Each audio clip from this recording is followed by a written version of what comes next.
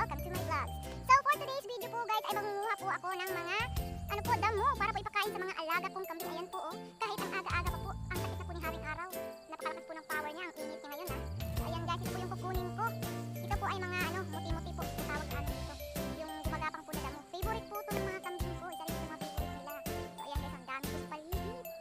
So ayan guys, mangunguha po ako niyan ng bali 2 sako po para po mabusog sila lahat. Ipa-partner ko po ito dun sa tahop na may po siya.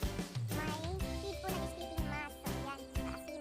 So ayan guys, samahan niyo po ako sa pangunguha ng mga damo para ipakain po sa mga palangga ko. Kasi nga ngayong araw na to ay medyo busy po ako, hindi ko po silang pwede ipastol po guys. Dahil nga is, ribbon cutting po sa una pong pabahay ni Amba Kalingap po yung kay Tatay Sino. Ngayon pong araw nito, 9 AM po hanggang 12 po ng tanghali yung yung pa-cutting ribbon niya po. So ayan, kapag-blessing po.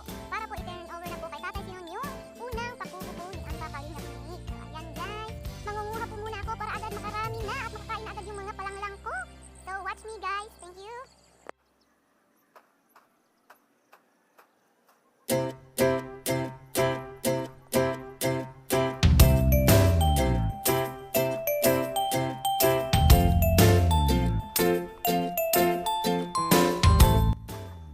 So ayan guys, nagsisimula na po ako niyan na maggapas po ng damo para makarami agad.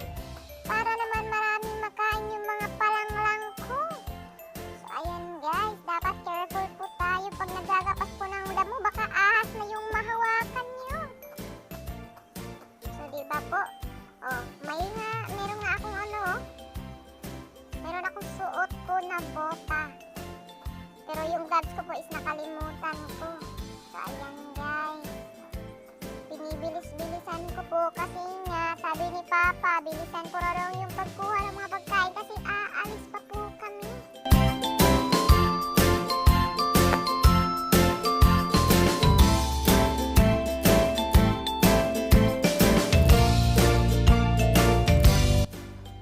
So ayan guys, dahil medyo marami-rami na po yung naiipon ko po ng mga damo, ay syempre sinilid ko muna po sa sako ko para di naman po sumobra yung makuha ko. Sayang rin naman, di ba?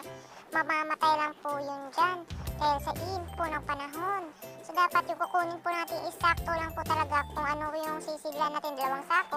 So 2 sako lang talaga yung kukunin natin para di masayang yung mga damo sa paligid. Para naman sa susunod kapag kukuha tayo ay meron pang matira.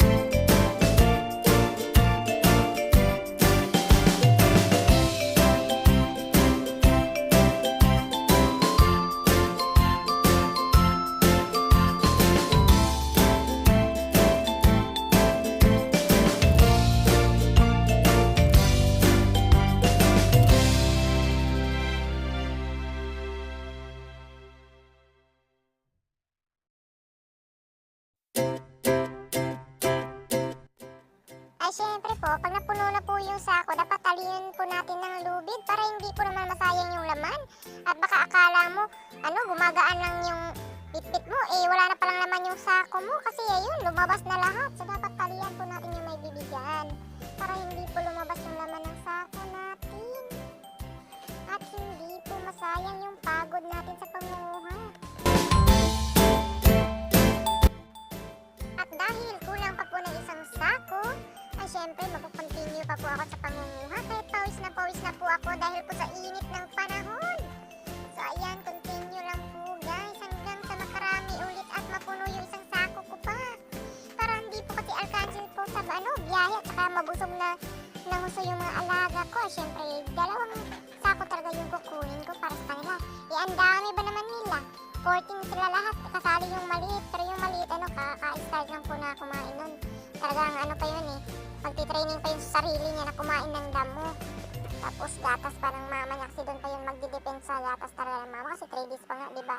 So ayan guys, syempre yung malalaki ko ay malalaki rin yung kain nun. So dapat damihan natin para hindi mangayayat yung mga alaga natin.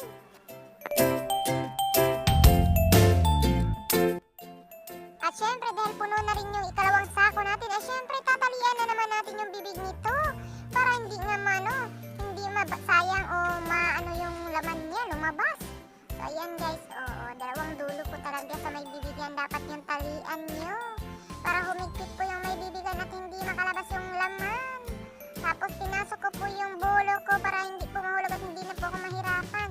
At may dala rin po pala akong 2 lubid niyan para pantalis 2 sako para hindi ako mahirapan sa pagbitbit. So ayan guys, diba pinagsama ko na yung 2 sako tapos tatalian ko yan. Bago ko yan papasanin. Parang pasan ko lang yung langit. Ay! Dapat po talaga higpitan ng gusto yung pagkatali po para po hindi po galaw-galaw po at hindi po mahulog. Kasi po pag mahigpit mo yung tali, so mas lalo po sila nag-aakapan. Hindi po yan gagalaw at hindi ka po mahihirapan sa pagbitbit.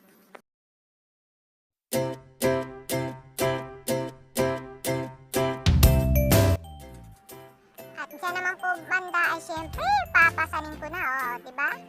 Amazona girl po talaga. So ganyan po guys, ganito po yung ginagawa ko sa tuwing may lakad ako or medyo maulan po yung panahon. Ganyan rin po yung ginagawa ko. Nagagapas lang po ako ng damo tapos dinadala ko doon sa may kulungan ng kambing ko at doon sila pinapakain. Hindi ko na pinapalabas at baka magkasakit pa yung mga alaga ko. At ayan guys, syempre pagdating ko agad dito sa kulungan ay syempre pinakain ko agad yung mga alaga ko. Linabas at binigay ko agad yung mga yung talagang kinuha ko ng mga damo. Yung ginapas po ng mga damo. So ayan guys, yung inahin ko pala na isa yung kababagong panganak lang. Ayan po guys, yung 3 days pa lang po na baby niya. Ayan. So ayan, medyo inasis ko pa sandali yan para mapantay yung suso ng inahin kasi yung isa lang yung dinidede niya. Pinadede ko na rin po sa kabila para magpantay para di po magka-cancer yung mama. So hanggang dito na lang guys. Maraming salamat po sa panonood at sana hindi po kayo magsawa sa mga videos ko na in-upload. Thank you so much guys. God bless. Bye-bye.